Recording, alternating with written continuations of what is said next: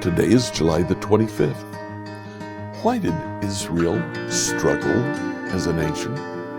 Let's find out together as we read Joshua 15 to 17.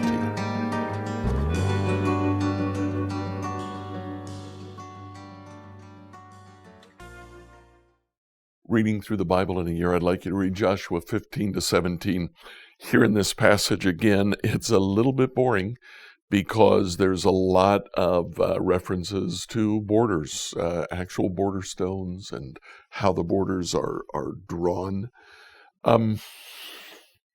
Beginning in chapter 15, the first tribe to receive land is the tribe of Judah. Caleb is from the tribe of Judah, and so he receives a certain portion.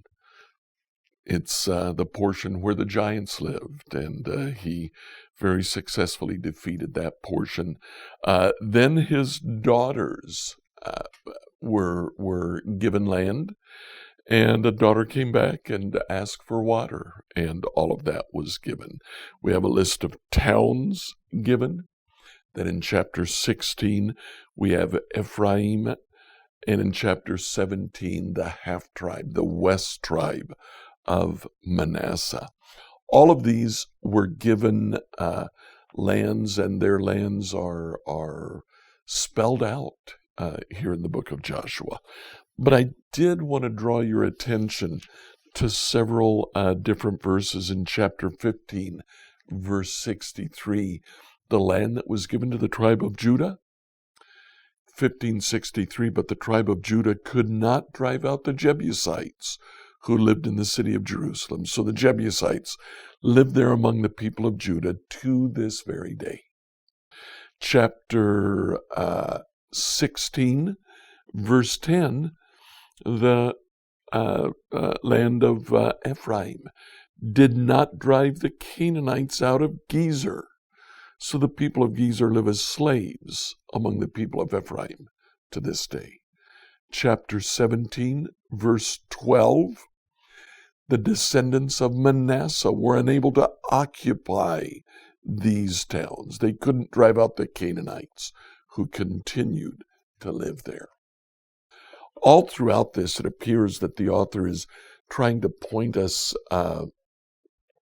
toward one of the issues that is going to happen in the book of Judges, and then later throughout Israel's history.